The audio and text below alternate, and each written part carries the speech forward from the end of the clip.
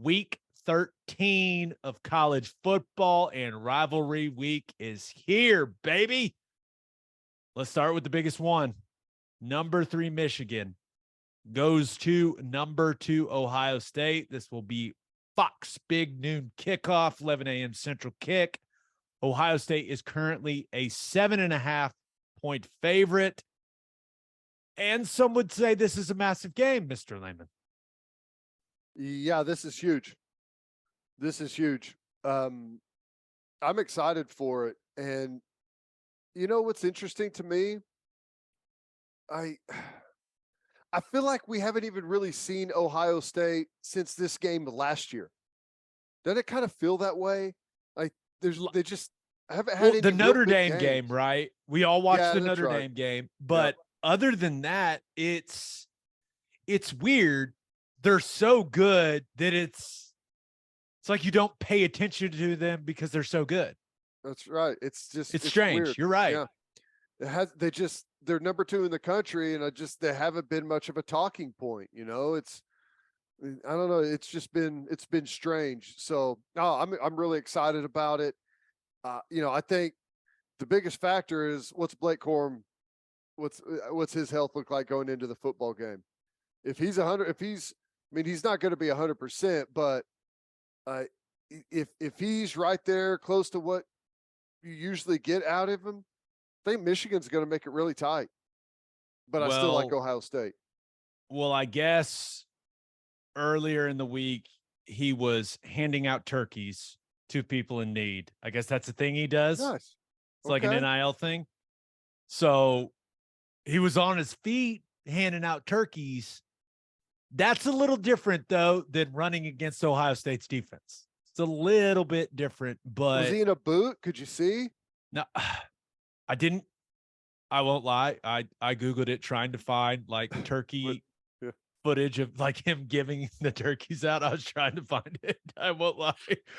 But I think I read an article about it. Maybe heard it on the podcast. I don't remember, but it's interesting because there's no doubt in my mind he's going to play. But if he's only like 75%, I mean, how effective is he going to be against all those dudes that Ohio State's got? And also, if he plays and he's ineffective and he's like, guys, I'm not helping the team, and goes out, like how does that affect that team psychologically? I mean, maybe I'm reading too much into it, but there's so much on the line in this game. I mean, this is exactly what a rivalry game between great teams is supposed to be.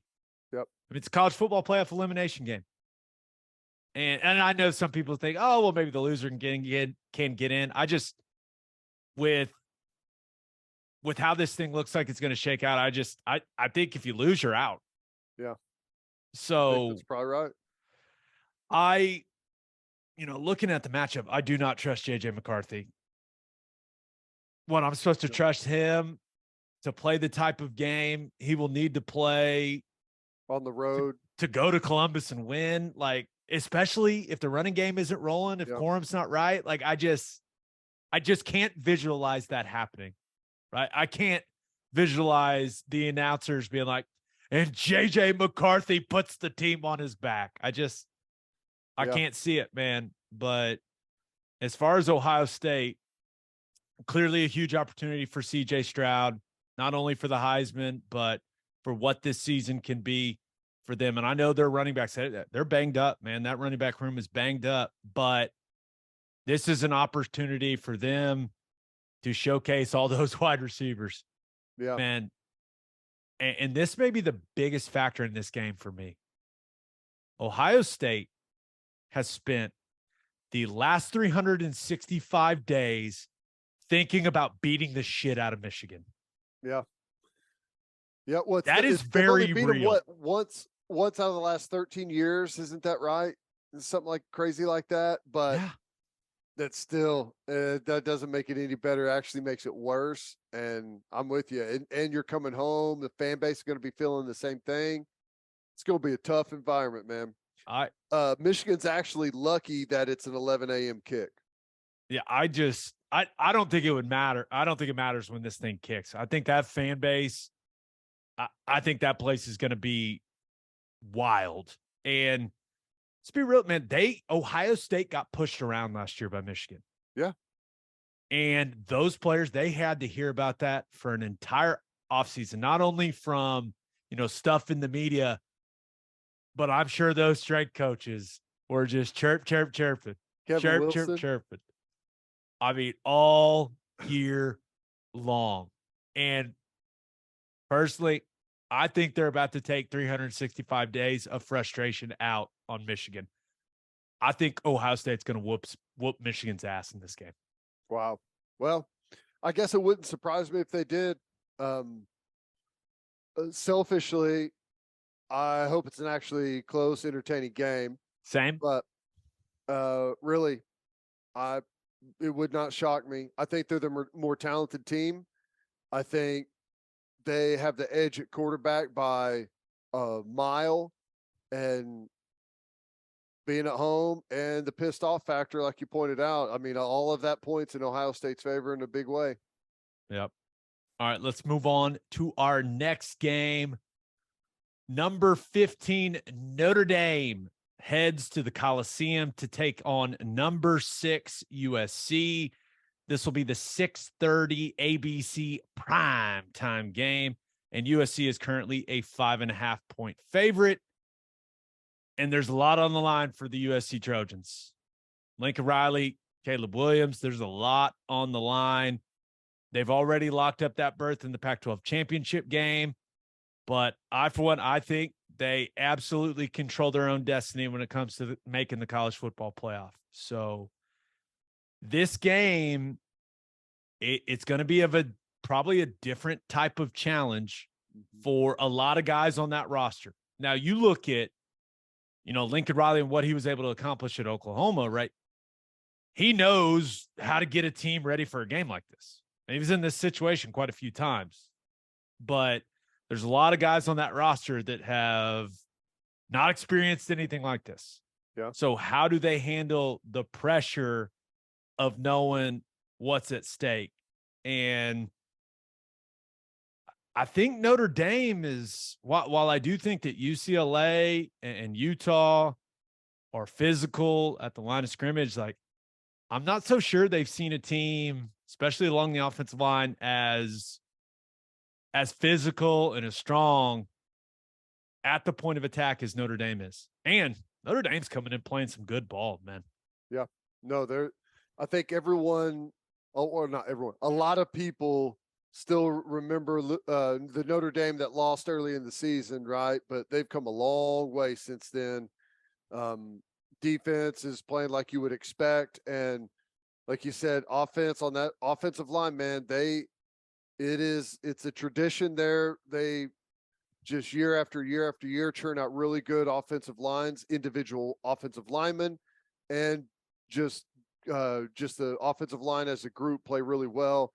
And the same thing on the D line, really physical in the front seven, always have good safeties.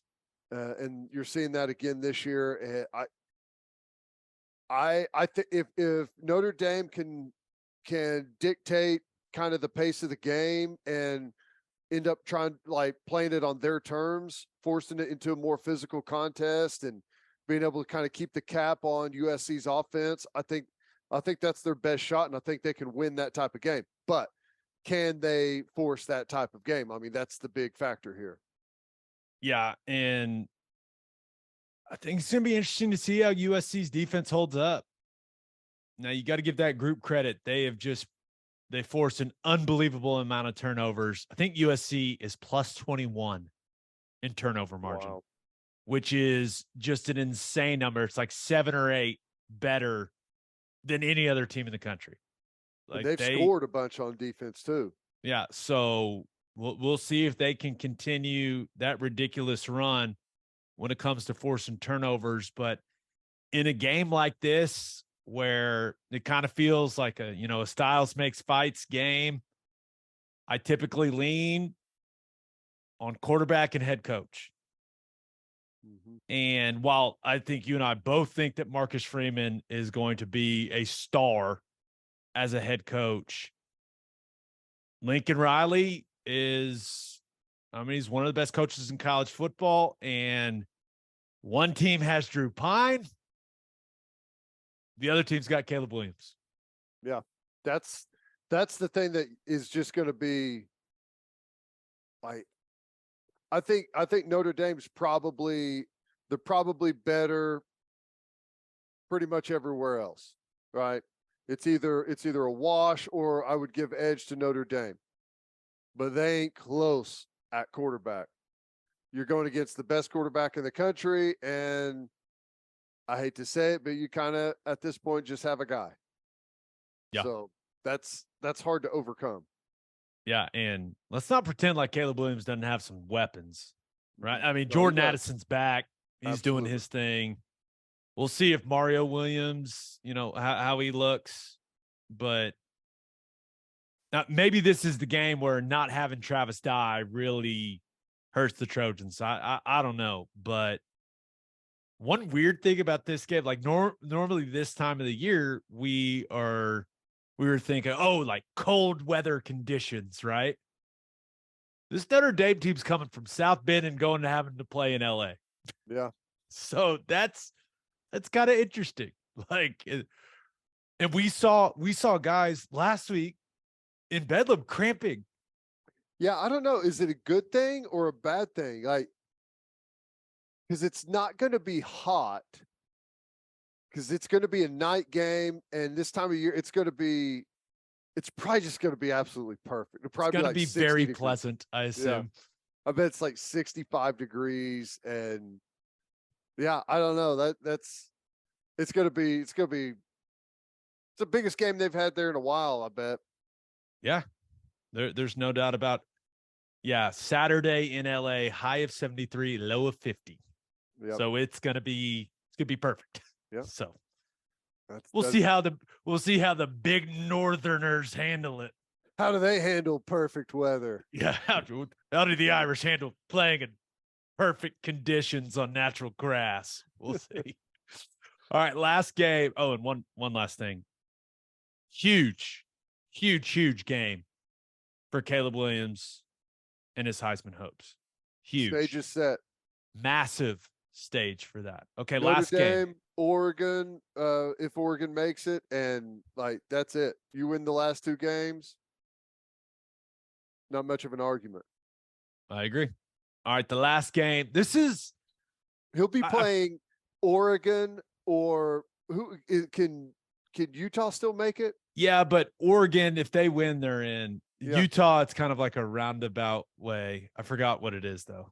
You'll be playing Oregon while Ohio State, if CJ Stroud wins, is playing Iowa. Jeez.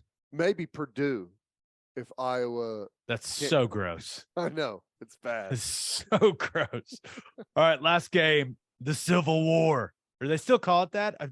Wasn't there a thing where they stopped calling it that? Probably. Yeah, I think the Civil War got canceled. Number 9, Oregon at number 21, Oregon State, 2:30 on ABC. Oregon is currently a 3-point road favorite in Corvallis. And Oregon State's quietly having a very good season. Yeah. I mean, 8-3, and their losses are against USC, Utah, and Washington. This is your kind of team, Ted. Yep. Defense and running the football. I mean, their running game has been pretty dang nice with Damian Martinez, and some people think they've got the best defense in the Pac-12, man. I am very interested in this game. I know that it's probably kind of lower on the list of rivalry weekend, but I think this has the chance to be the best game of the weekend. Yeah. Yeah. It's crazy how far Oregon State has come. They started to show pretty strongly last year and, built right into that this season. They gave USC all they wanted. USC barely got out of there with a win. And, I think this one really, to me, it boils down to how healthy is Bo Nix. If Bo Nix is not healthy and either can't finish the game or isn't nearly as effective running it, then it's going to be a long, tough day for Oregon, and they're going to be in a low-scoring dogfight. Oregon's offense has to be better than they were a week ago. No doubt. I just, and I'm not sure how much better Bo Nix's ankle is going to feel. 1 week later, probably not much better. So what's that look like? Because if he doesn't have his mobility, Oregon State's defense is solid, man. So I just think it's really tough to ask Oregon's defense to carry them again like they did a week ago. But who knows? Maybe they can have a similar performance defensively like they had against Utah. But I've never been to Corvallis, but it seems like weird things happen there. Yeah, of course they do. Yeah, I've never been there either, but it's got to be weird things, right? It is. So it's like total. It's from what I understand, totally different feeling than Oregon, like Portland, and I think it's like dry and arid on the other side of the state, isn't it? On the other side of the mountains. I have no idea because I feel like every time I watch a game they're playing in there, it's just like fog. Like you can't see anything. You know what I'm saying? It's just like, and the fog has rolled into Corvallis. You're just like, oh, again, awesome. Can't see anything. Well, barely can see the players. I hope weird things happen because I'd like to see a good weird football game. I'm down for that. Me and you both. It's a big game for Dan Lanning and for the Ducks, though. Yep. When and you go play USC in the Pac-12 title game, and you're one for him. Like he wants to be able to use that for recruiting, for everything. Like that this game obviously going to mean a lot. And as weird as I think things can get in Corvallis, I'm not gonna lie, I do not have a ton of faith in Oregon State's freshman quarterback, Ben Gulbranson. But since they've gone to him, they've really leaned on the run game. And a little fun fact for this one, for the people at home: Oregon State 6-0 against the spread at home this season. Oh, really? Huh. Okay. Little fun fact for you: the Beavers like playing at home. Nice. Oregon's probably going to win, but I hope it's a really good game, but I hope Oregon wins. I'd like to see Oregon, USC in the Pac-12 championship. Whether USC beats Notre Dame or not, that's the game everyone wants in the Pac-12 championship. Yeah, I think when we did Sooner Game Day early in the week, I picked Oregon State because let's get weird.